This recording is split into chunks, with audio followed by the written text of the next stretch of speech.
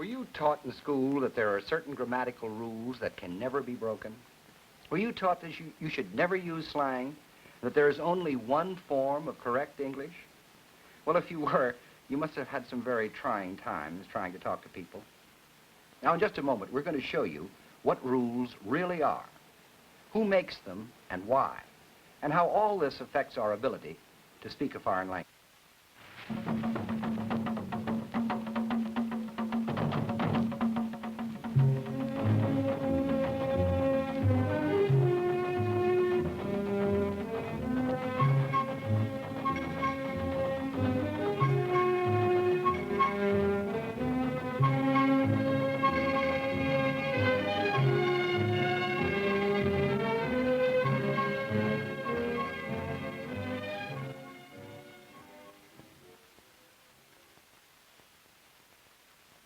In our last program, we completed our definition of language.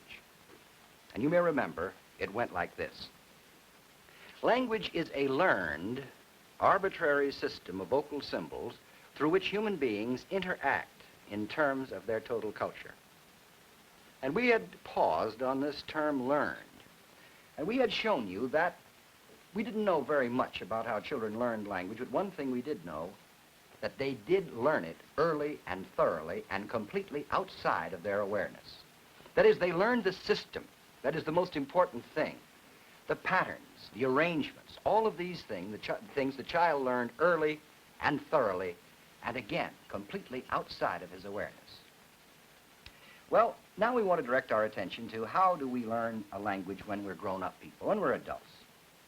And I know that I've heard a sentence that you've probably heard hundreds of times, too. Everybody knows the only way, or the best way, to learn a foreign language is to go to the country where it's spoken and get yourself a native teacher. Now, obviously, the first part of this statement, nobody would question at all. If you really want to learn a foreign language, sure. Go to the country where it's spoken. You've got plenty of chance to practice it. You can actually hear it around you all the time. But it's this business about the native teacher that interests me. Get yourself a native teacher. Now, the point is this.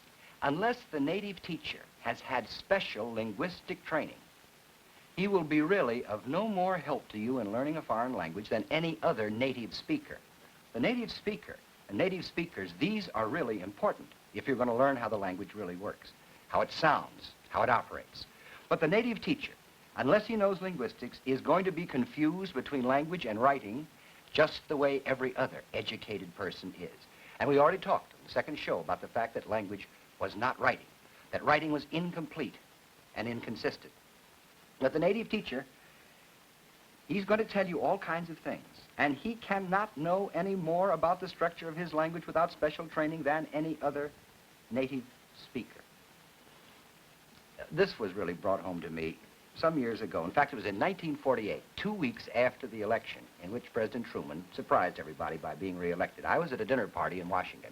It was given for some members of the French mission there, and one of the guests was a very bright and perceptive young Frenchman, about 30, who was fascinated about everything about the United States of America. In fact, he knew more facts about the United States of America than any man I've ever known. Well, after dinner that night, he and our host were looking over the back pages, the pages of a back number of Life magazine. It was about 2 weeks old. In fact, it had come out 2 weeks before the election. And they came to a picture of Governor Dewey and Governor Warren posed against a white fence. In the background was a white farmhouse, white barn, white silo, and so on. And they looked at the picture, and the American turned to the Frenchman. He said, "I guess Tom Dewey found out that every white house isn't a White House, didn't he?" The Frenchman looked very blank. So the American raised his voice. You know, you always do. That's supposed to make the foreigner understand somehow or other. So he said, "I guess Tom Dewey found out that every White House isn't a White House, didn't he?" The Frenchman still looked puzzled. He said, "Every White House is not the White House? I do not hear the difference. What do you mean?" So the American said, "Well, you see, it's like this. You see, we have a presidential palace. Well, really, I should call it a presidential mansion. You see, it's owned by the taxpayers, and it's..." Well, the Frenchman, who probably knew the name of the man that laid the first brick of the foundation, said, "Please, my friend," he said, "all this I know. But what you have said, I can translate perfectly in French, word for word. Chaque maison blanche n'est pas la maison blanche. But in French," he said, "it is what we call an aphorism. You say a cute remark. But in English, I can tell by your face it is a joke. Why is it a joke?" Well, the American tried to explain it to him. It was really awful. I didn't want to see a beautiful friendship broken up, so I stepped in and I explained to both of them what was involved. The Frenchman understood immediately. the American hasn't understood to this day. Well, come here. Let's see what is involved.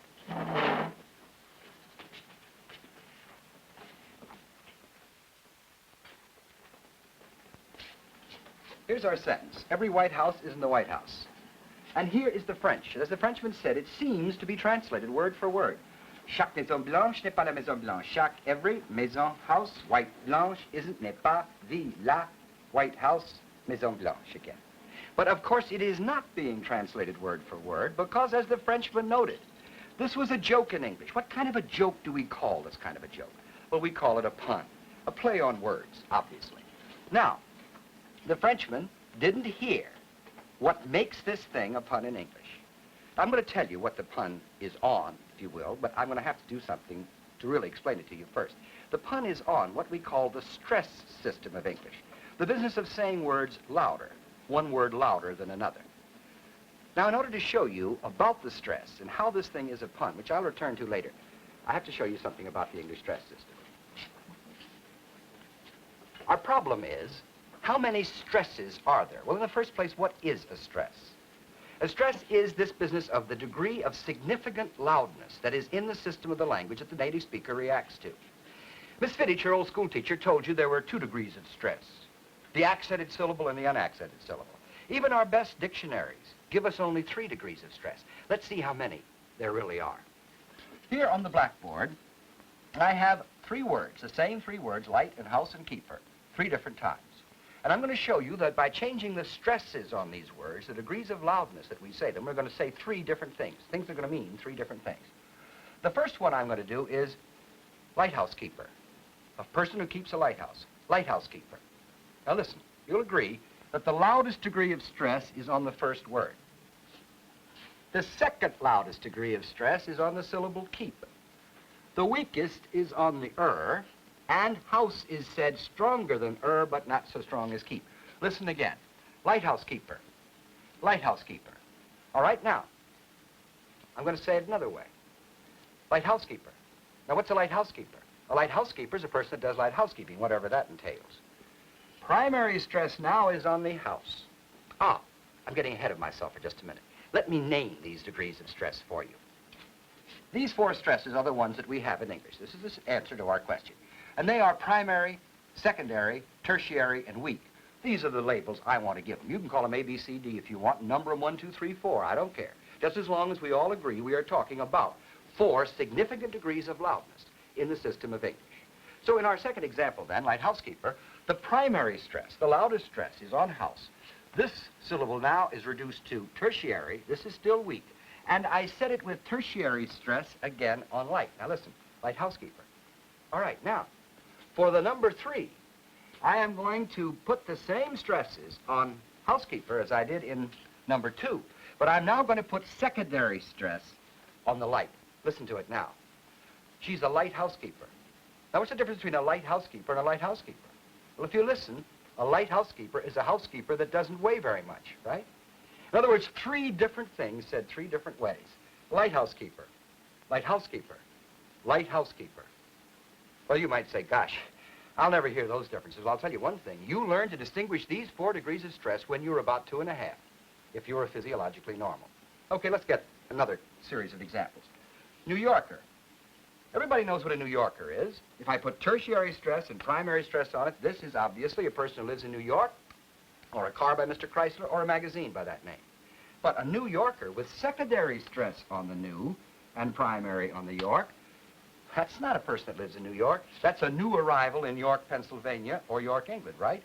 New Yorker, New Yorker. Every New Yorker is certainly not a New Yorker. You'll notice that these adjectives get said over and over again on secondary stress, whereas the compounds take tertiary stress. Another example right here. Long Island. Tertiary stress, this again makes a compound. This talks about that part of New York State we call Long Island, sure. But a Long Island with secondary stress on it, this refers now to a body of land entirely surrounded by water, which is this way rather than that way. It's all done without the aid of mirrors. However, if I should reverse these stresses, I get no sense at all. First, I'll say the thing right.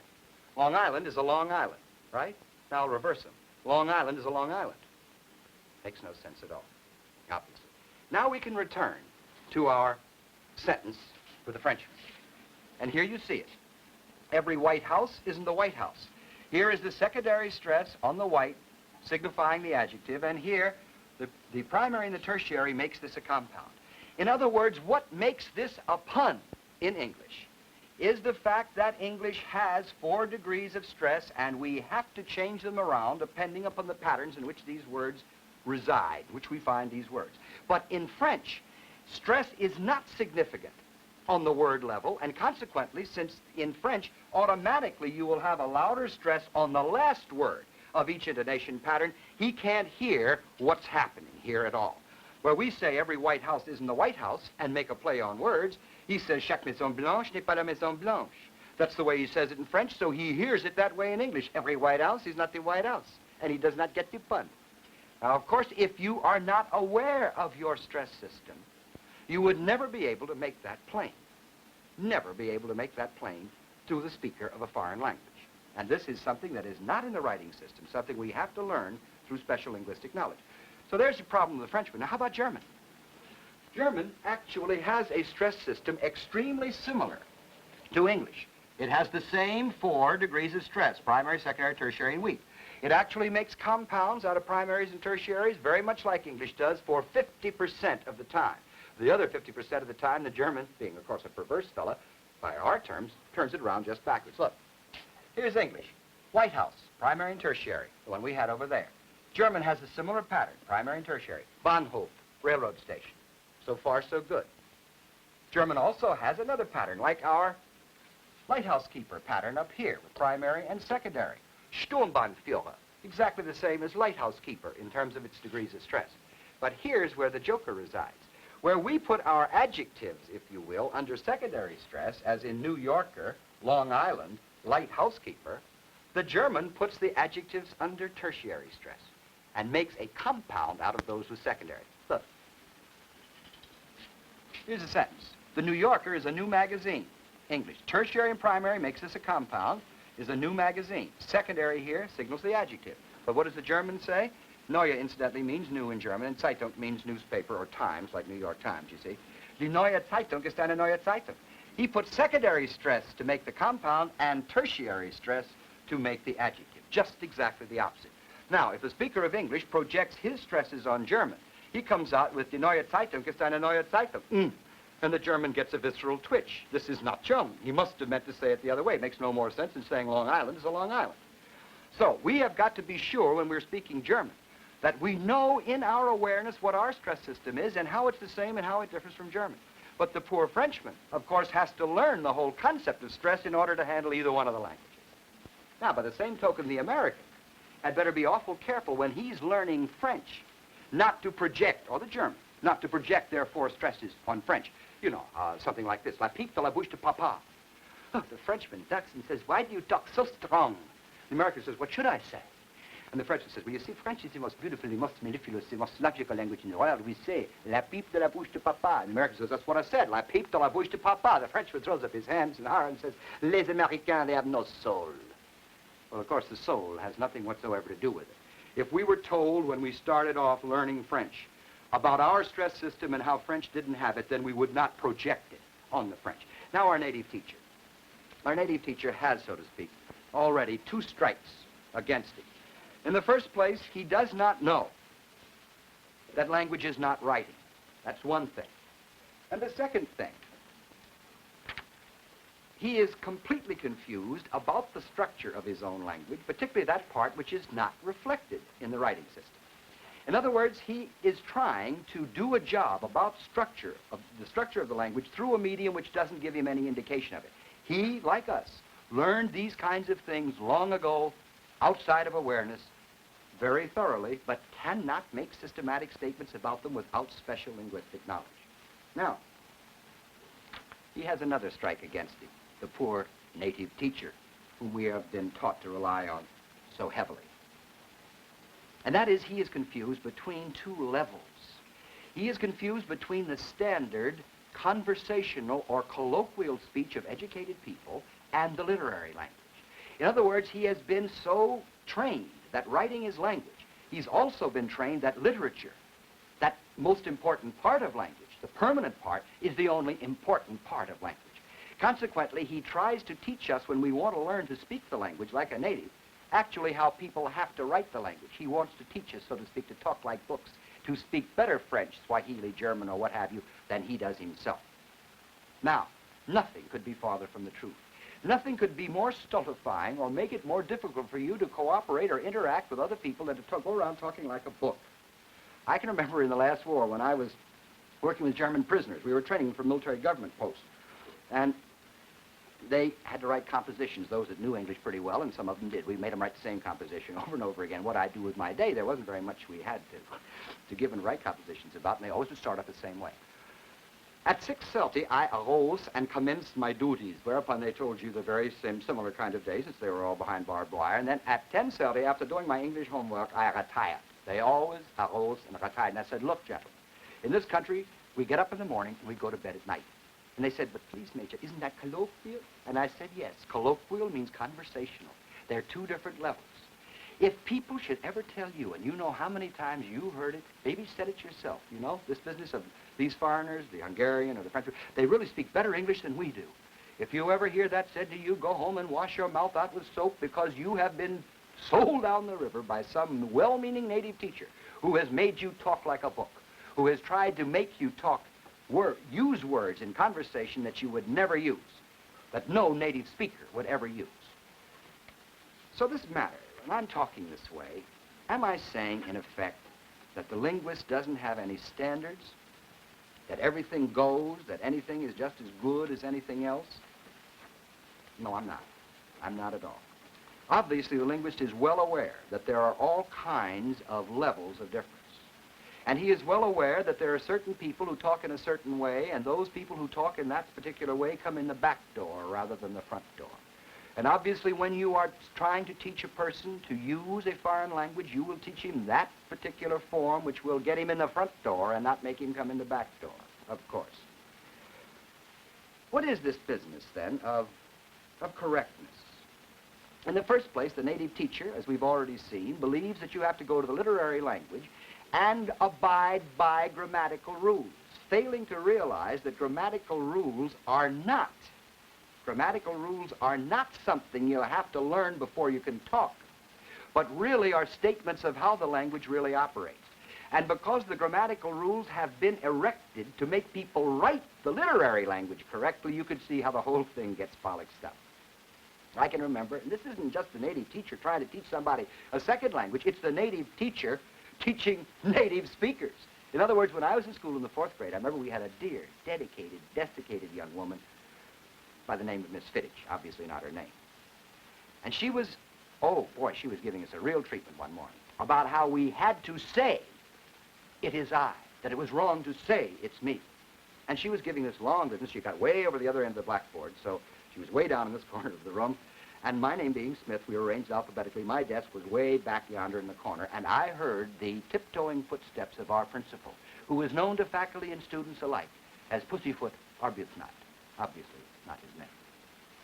So as Pussyfoot Arbuthnot came tiptoeing down the hall, he got to the door of our classroom and whamble, opened the door, but because Miss Fittich was way up yonder, he couldn't see her.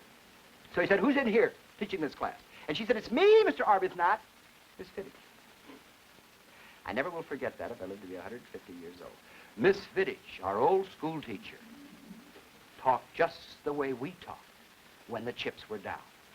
Well, I could tell you that if we only realized the difference between levels, we'd be much better off. What is correctness, then? What is the best English? The best English, the best Swahili, the best German, the best anything, the linguist would say is that form which gets the maximum amount of cooperation in the maximum number of speech situations. That's the best.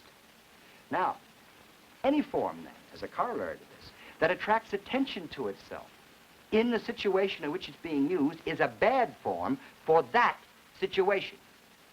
This was never more beautifully brought home to me than in the last war, again, when I used to lecture pretty regularly to a group of Army officers that had taken over a college up in the Valley of Virginia, actually. And I was always late in the morning. This lecture was given at an ungodly hour. And I always tried to get some breakfast, however, before I went up there. And I stopped at a combination bus terminal, a general store, and the restaurant effect. And I got there one morning, late as usual, and I said to the man behind the counter, I'd like a glass of tomato juice, please. He said, what'd you say? I said, I'd like a glass of tomato juice, please. He said, that's what I thought you said, just a minute. Whistled through his teeth like that, called, gestured in the back room. Man came in, wiping his hands on his apron. He said, now, would you tell me what you wanted again? I said, I'd like a glass of tomato juice, please. The man that had come in from the kitchen said, doggone, I never would have believed it, reached in his pocket, handed the other man a quarter, and left. The man returned to me. He said, what can I do for you? I said, I want a glass of tomato juice, please. Coming right up, he said. Well, in my dialect area, tomato happens to be the preferred form. However, in most of the United States, tomato is the first form, and hence tomato is the form that you will find in the dictionary as number one. Tomato is also used, just a statistical matter. The point is that a form that would be, in my particular dialect area, essential for me to get cooperation is not going to get me the same kind of cooperation all the rest of the country. This is a relative matter. So therefore, don't get into arguments with your friends or have bets as to which is the correct form. Between tomato and tomato, it's a toss-up, and the only way you can decide it is on number of speakers. Therefore, to sum up what we've been talking about, grammar is a statement of the structure of how the language works.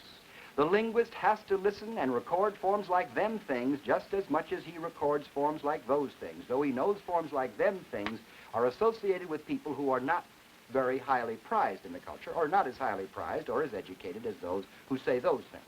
The linguist has to record everything, but the linguist then correlates that with other things in the culture to find out what the more acceptable usage is.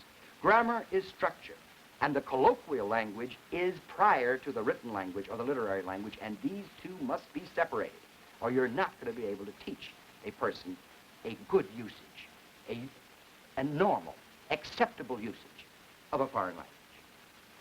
Now, there's another facet to this business of correctness, which I think we've heard over and over again.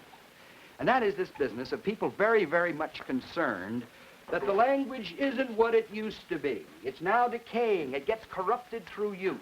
I have here a sentence which I actually pulled out of a modern college grammar book just last week. And the sentence goes as follows. Within 1 or 2 generations, our ancient heritage of English may very well become a jargon of slang and illiteracy. I don't see how there could be more words put down on paper that could be more wrong than that. If the only thing we had to worry about was the fact that our language was going to degenerate to a jargon of slang and illiteracy in 1 or 2 generations, we could really consider ourselves carefree. Now, anybody knows that things that used to be considered slang and absolutely impossible, like mob, perfectly acceptable word today. What else can you call a group of people that are going slightly crazy? That word was considered the worst word you could use in the 18th century. In other words, 1 generation slang or considered bad usage becomes perfectly acceptable the next generation. Why? Because language changes. Nothing can stop language change. Nothing can stop the change in any part of culture. It is true, language is conservative and changes less fast in other parts of a culture, and when you write the language, you're putting an extra brake on it. However, listen. Ochtere sada his hlavor de Alfred Kuninga, that he ealora Northmas Buddha. Did you catch maybe one word of that here and there, something that sounded familiar to you? Well, this is English, yes. English as spoken by King Alfred around 891, late 9th century. Here it is. Ochtere sada his hlavor de Alfred Kuninga, that he ealora Northmas Buddha. Ochtere said to his lord, notice the dative, hlavor de Alfred Kuninga, the king, that he ealora Northman, of all the Northmen, Northmest Buddha, lived the northmost. This verb has gone out of the language entirely, and we don't put our verb at the end. We've lost the dative and the genitive plural, which is the kind of thing that you have in Latin and so on. All that gone. Language doesn't sound very much like that today either, does it? All right, now listen to this. Wanneer April with his sure sota, the drucht of March, perse to the rota, and bathed every vein in switch liqueur, of which virtue engendered is the fluor. The opening lines of Chaucer's prologue to the Canterbury Tale. I don't think the language ever sounded prettier than it did then. That's really nice. Now here it looks a little bit more familiar. That is spelled T-H-A-T. We could recognize April here, March, and so on. Reason for that is that William Caxton published the first book in English in 1472 or 75, I've forgotten the exact date, but he used Chaucer's Canterbury Tales. That was the first book printed in English, and that particular thing was printed just the way Chaucer wrote it.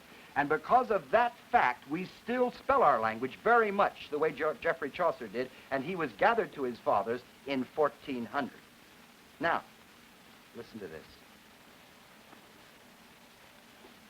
To be or not to be, aye, that is the question. Whether it is noble in the mind to suffer the slings and arrows of outrageous fortune, or to take arms against to save troubles and by opposing end them, to die, to sleep. This is safely modern English. And I don't say that Shakespeare sounded like that, but I will say that certain people during the time he lived would have said those lines very much that way. Now, of course, we know that the King James Version of the Bible, you know, in the English of this period, which is 1600 about, is a little hard for us to get onto. It's got those thou didst and things of that kind and various words not used the way they are today.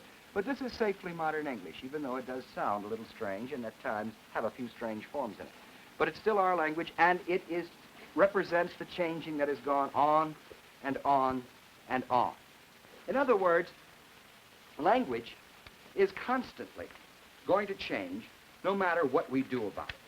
There's nothing we can do about it, and it is not being corrupted. It is just changing. Then this business of what is a dead language. Do languages die? No, languages don't die. People do. A whole group of people may stop speaking a language and speak another language. The important thing here, I think, to remember is this, that when a language has ceased to change, it is a dead language. However, many languages that we call dead languages are simply earlier forms of a language that we happen to still find spoken today. Here is, of course, a copy of the Rosetta Stone. This is written in hieroglyphs. This is written in characters. This is the Coptic language. And this is Greek, the kind of Greek that was spoken at this particular time. We call Greek a dead language. Is it dead? No. Greek is still spoken by speakers of modern Greek. This form is dead, just as Alfred's form of English is dead, if you will. Okay? You see how it goes. In other words, Latin isn't dead, just Cicero's form. Latin is still spoken by speakers of French, Italian, Spanish, the Romance languages. Languages don't die. People do. But a language that has really ceased to change, that is a dead language. Now, to summarize everything we've said today, actually our most important point is to realize that grammar and correctness is really something that comes after the fact of usage. That is the system of the language. That is the important thing. And that the written language, literary language, is of a different level, has different kinds of things that one has to do to be able to handle it properly, because it's on a different level, and it has to be put down in a writing system that's incomplete and inconsistent. Standards there are, but those standards are not generally the kind that we've been taught in school, where the whole thing has been reversed.